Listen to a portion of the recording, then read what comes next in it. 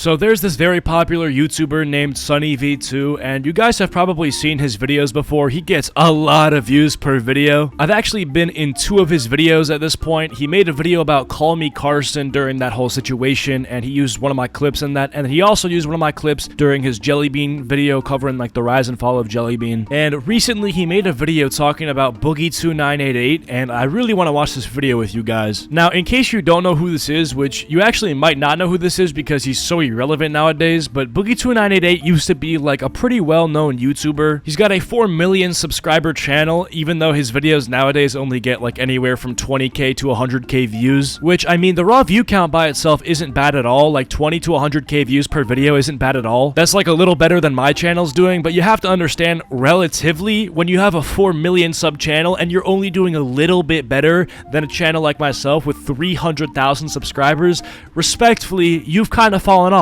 Now, this video is going to be a bit awkward to make because Boogie2988 actually followed me like earlier this year. I still don't know why he followed me on Twitter. God damn, bro, 100k tweets? Dude! I mean, I guess that's fair because he's had Twitter since 2009, but 100k tweets is crazy, man. Anyway, some of this guy's greatest hits on YouTube include Dramatic Fat Guy Splash, Where's My Goddamn Mountain Dew, Fat Guy Spends $380 on Candy Crush, Fat Guy Destroys Xbox, Francis Plays Flappy Bird. So yeah, it's just some classic bangers there, certified hood classics. So yeah, apparently besides his YouTube fall off, he's also been going through some like economic struggles, and there's like kind of a whole thing going on there, but I just want to watch this video and see what's going on, so leave a like on this video for $1 million and let's take a look. Boogie recently announcing that he's basically broke shouldn't be a surprise to anyone, as if you follow all of his incredibly poor choices made over the last 4 and a bit years, you'll understand that bankruptcy was almost unavoidable. So let's begin by looking at October 2018, in which Boogie's main source of income, his YouTube channel, slowly began to die. Yeah, so I'm not fully caught up with the Boogie2988 lore, but I do know that he's not good at spending his money, or spending it responsibly, I should say, because even if you look at the background of all of his videos, I mean, you can see in the background, he's got like a bunch of stuff there. That's like 3 or 4 arcade machines. Those aren't cheap. He's got an entire shelf full of like collectible items, and like just, there's some collectibles on top of the arcade machines. And look, you can buy whatever crap you want with your money. I mean, people buy NFTs, like that's a serious thing that people do. But when you're not in the economic position to be buying things like, I don't know, $1,000, $2,000 arcade machines, just don't buy them. Like, seriously. I understand that in the community that Boogie is in, you know, his side of YouTube, they appreciate this kind of stuff. They appreciate the nerdy collectible items. But like having this kind of swag among a group of like obese Redditors is only something you should maybe look into doing if you can afford it financially. Up until this point, Boogie had established a reputation as an overweight yet friendly nerdy gamer, who people considered charming since he was totally fine with each of his flaws. When he wasn't playing his fat Francis character, Boogie was telling wholesome stories about his personal life, with one of the more notable ones being a video titled What It's Like to Be Broke. In this video, Boogie explained that he had grown up in a fairly poor environment. So they had decent income, it's just they didn't like to spend it on us kids, at least on me. And that as a result of that, he was now much wiser with his income. Now, you know what I do with my money? Every single dime, every single penny goes into the bank, because I don't ever want to live that way again. Oh yeah, that's the other thing about Boogie that I do remember. He was pretty outspoken about how his childhood and his upbringing like was pretty bad. I don't want to speak on it too heavily because obviously I don't know the details and I don't remember everything he used to say about it, but I believe at a certain point he was talking about how things in his family like became abusive at some point, and if you pair that and couple it with like the economic factor of his family not being like, you know, too affluent or wealthy, you're not gonna look back at your childhood too fondly, and it makes sense why Boogie like doesn't. And I don't want to reach to try to make like assumptions as to like how this guy lives his life, but if you think about it, right, maybe part of the reason why he spends so much money on toys like as an adult, or just on video games or technology or just like all that nerdy stuff, is perhaps because he never really got a chance to enjoy it as a kid. And obviously it could be totally off the mark there. I don't want to like say that as if it's fact, but there's probably some sort of correlation there at the very least. Inspiring and relatable, especially since Boogie highlighted that he now only spent money on things that would improve his videos. I used every dime to buy better computer equipment, to get better, to get better, to get better. And after just a year and a half, I was able to go off because I started earning my YouTube income. This desire to improve the content unsurprisingly resulted in better uploads, and by early 2014, Boogie passed 1 million subscribers before uploading a new video simply titled "How Much Money Does Boogie 2988 Make?", which felt like yet another wholesome yet modest upload, which had clearly been made with the goal of helping his audience. I want to make sure you have the tools in mind so that you fully understand how much income we already have coming in and make an educated decision of whether or not you ever want to participate in that kind of thing. Boogie went on to politely imply that he was making over $100,000 per year from YouTube, which didn't include third-party income like Patreon. So maybe my take on this is ignorant because I've never touched, like, you know, large amounts of money of that amount. But in my opinion, I feel like you really have to just absolutely not be thinking at all about your money to just lose 100K like that. Obviously, it's different if you're a millionaire or a billionaire and 100K is a drop in the ocean and you can just like gamble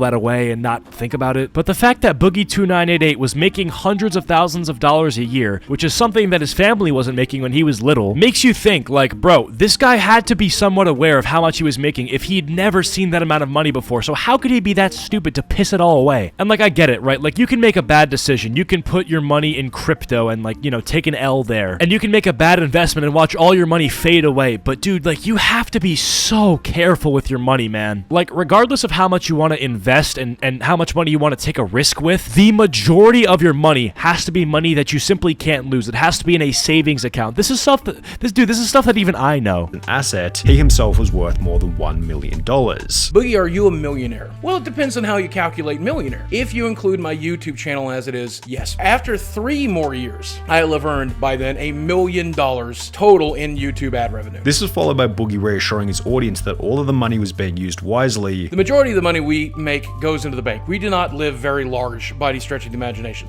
I mean, obviously, I'm large, but we do not spend a grotesque amount of money. Which led to more positive comments such as, "Wild guess, but he's very rich now. He deserves it. He's one of the only YouTubers that didn't let the money and fame get to his head. He's still just as humble and cool as when he started. I admire that. Amazing video, Boogie. You're one of the realest, most transparent YouTubers out there, and please know that your fans appreciate it." I clicked on this video randomly and I stayed to watch, and to be honest, I'm really happy this guy makes a lot of money. Don't know him, never seen his videos, but I'm just glad that he makes money. He's very humble and I respect that a lot. This positive sentiment toward Boogie resulted in more views, subscribers, and Patreon members, which strengthened his financial position immediately, whilst also giving him the chance to stream on Twitch, opening up another source of income which kept him financially stable during the adpocalypse. Yeah, like, I didn't even know that. Streaming is such a crazy OP way to just farm money. And listen, like, I know it's hard, and I only say hard, like, when I compare it to other, you know, sort of like content creator positions. Like, obviously streaming isn't hard in the sense of like, oh, you know, it's like very, you know, physically taxing. You're putting in this hard labor and you're risking, you know, getting muscle cramps and shit like that. Obviously, you're like sitting down for 8 hours talking to a screen. Like, it's really not that hard in the sense of like,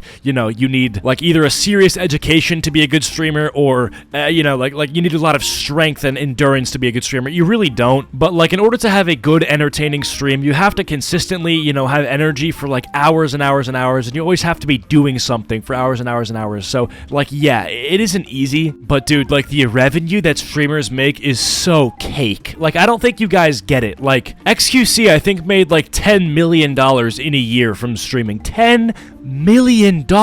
This guy's actually retarded. And like, that's good for him, you know, congrats, I think. But like, when somebody like SunnyV2 just casually mentions like, oh yeah, and Boogie also had streaming as a side hustle, bro, that's not even like a side hustle. When Boogie is like, you know, doing YouTube and he streams on the side, I would say there's like a good chance, even a strong chance, that the stream revenue like was probably close to what he was making on YouTube. You know, I could be totally wrong. Maybe he only streamed like once a month. In that case, then I'm totally off. But like, if he streamed even like 3 times a week, that money is crazy. I will be fine. Losing my YouTube ad revenue will hit us pretty hard, but I've diversified our income. Things were going so well for Boogie that in August of 2017, he paid for weight loss surgery. I'm home from surgery, that everything went well. The surgery went way better than I had expected. The doctor did it in a very short period of time. However, while this would initially improve Boogie's health dramatically, I'm 110 pounds down since the pre-op diet, and then I've lost 7.5 inches from my waistline. it would eventually contribute to him going broke in an unexpected unexpected way. Boogie explained in a video that for married people, the weight loss surgery tremendously increases the likelihood that you'll end up getting divorced. The surgery and the recovery from it is really, really hard on a marriage. 85% of marriages fail after the surgery within the first 2 years. He added that in the lead up to the surgery, his marriage was already in a rough spot. Our marriage was far from perfect. One major issue that was persistent throughout the entire marriage, and that was my anxiety disorder. And as a result of him now being in a healthier condition, his wife suggested that they should divorce. I'm gonna be honest, this part of the lore makes the least sense to me. So he gets a weight loss surgery to improve his life, and then he divorces his wife, and that's like common because of it. I'm sure somebody in the comments can explain it to me, but how does getting a weight loss surgery make it so that you're more likely to divorce your wife? Like, was his wife into him because he was fat? Like, I'm so lost. I mean, I guess that's possible, right? If there's fat phobia, there's gotta be an opposite, which is like, what, like fatphilia? Holy shit, I made a new word. Maybe it was because the surgery costed him so much, and she thought that he was like broke now, and they couldn't like spend money on as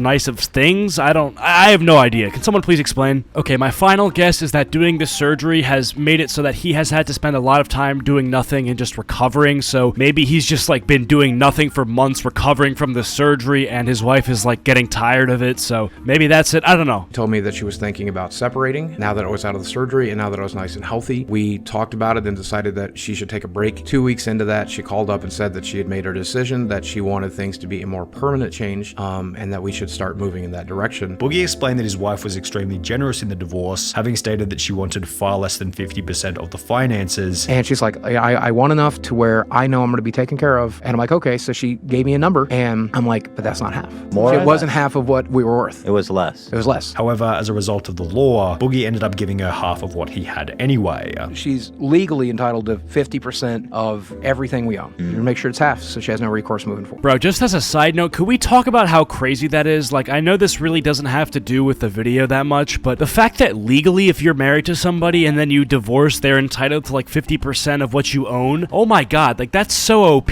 And like, think about it in his circumstance, right? The wife literally was like, yeah, I don't need half of what you own, but legally, he had to give her half because he knew that if she for some reason changed her mind, she could have taken him to court over that and he would have had to pay it anyway, and probably more because of legal fees. That just simply put isn't fair. I'm gonna skip ahead in the video just so we can get to the fallout part. His spending habits hadn't changed one bit, as midway through this collapse, he'd announced that he was taking on a $100,000 loan to purchase a Tesla. I ended up buying the X. I still haven't got it fully financed yet. I'm having to finance it, obviously. Oh my god, I just put myself $100,000 in debt. My car payment's $1,700 a month or something like that. That's more money than I make on Twitch. That's like half of my YouTube rad revenue this month. Boogie then made a tweet about how expensive the car was, giving him another opportunity to make himself look like an idiot. I tweeted out that I was not going to be able to afford this car. Reddit and Twitter lost their minds. Oh, are you trying to manipulate people into giving you money? The answer is yes. Give me some money. If you guys want to help me pay for my Tesla, please go ahead and dig deep. I sure would like a free Tesla. Reach down in your pockets and give me $100,000 tonight. Which becomes even worse after he'd mentioned that he still owed a bunch of money on his house. My house is worth $300,000. I still owe $200,000 in the house. Oh my god, I didn't know it was this bad. Homie, you can't just drop 100 racks on a Tesla. What sort of logical sense does that even make? Like, where are you going in your day-to-day life where having a Tesla is like this great thing that you would need to help you out? It's not like he has to commute to an office to do his work, right? He does all his stuff from like his bedroom or like his office room in his house. And on top of that, he bought this car while his house wasn't even fully paid off. Like, bro, I just got one word for you, man. Priorities. Also, can we talk about how the car he bought is literally a third of the cost of his house? That's insane. I don't think you plan on living in that car. Why'd you spend so much on it relative to the cost of your house? Like, if you had a, I don't know, $2 million house and you're spending $100K on a car, the ratio there kind of makes sense. But the moment where your car is costing more than 1/5 of the price of your house, maybe reconsider how much you actually need that car. However, thankfully, according to a video titled I Am Finally Rich, How Crypto Made Me Rich, Boogie apparently had no financial problems whatsoever. In the video, he explained that back in 2019, Boogie had taken a massive gamble by purchasing a bunch of cryptocurrency, and by early 2021, he had quadrupled his money. I basically took every dime I had in liquid funds and invested it in a huge gamble. I invested pretty much everything I had into cryptocurrency. I invested all the way back here, and yeah, that's where we currently currently are with that market. So to say that I doubled my money is an understatement. In fact, I did more than that. Boogie then tried to pathetically coax his audience into trying to give him more money. Never feel pressured to get one of those memberships down below. Never feel pressured to subscribe on Twitch. Never feel pressured to make a donation or interact with one of my sponsors. Never feel pressured to buy a t-shirt. Before going on to state that he planned on taking the money out of crypto to put it into a safer investment. And that's if I don't take the money and invest it in something that will make me money, which I am most certainly going to do. However, as highlighted by almost every comment, the video aged incredibly poorly, because only a year after posting it, Boogie uploaded a new video titled I Need Your Help, in which he explained that he had lost almost all of his money to the crypto market and now required donations from the audience. Well, this is a video. So there you go. That's how Boogie2988, a once loved YouTuber, decided to not only ruin his reputation, but lost a shitload of money in the process. It's kind of sad because at the heart of things, I really don't think this guy is a bad guy, and I think there's a lot of people on YouTube that deserve, you know, a bad reputation much more than he does. But yeah, at the end of the day, he made some bad decisions to a large extent. I mean, like, you just can't be moving 100K around like it's nothing. I want to wish him success going forward, but I really don't know how much longer he's going to be on YouTube for. Like, he literally is an e-beggar at this point. Like, he'll make these videos on his channel where he's like, guys, I lost my money. If you could join my Patreon, that would help me recuperate my losses. And I get it. Like, when you are that down bad for money, you do have to make some, like, kind of shameless measures. But bro, like, you're not homeless. And the best way for you to make that money back would be by posting YouTube videos. And if you want to post YouTube videos that are gonna do well, you have to have an audience that, like, likes you. And a good way for them to like you, or at least, you know, not hate you, is, you know, to maybe not ask them for money when you're in a down bad situation. Like, you can have the option and you can mention that you have a Patreon, but don't make, like, an entire dedicated video where you guilt trip people that did nothing wrong into basically, like, covering your ass because you made some bad choices. Like, it's not their fault. They shouldn't have to pay for your loss. And the fact that you're kind of making them do it is weird, and I get why people don't respect you. But yeah, I think that's where we're gonna end it for today. A bit of a longer video. If you guys enjoyed this style, let me know in the comments down below. And also, while you're down there, comment down noodles if you made it to the end of the video, and I'll try to heart your comments. Big thanks to all my channel members. As always, you guys rock. Follow my social medias and join the Discord server. Links are all down below, and I'll catch you guys later. Peace.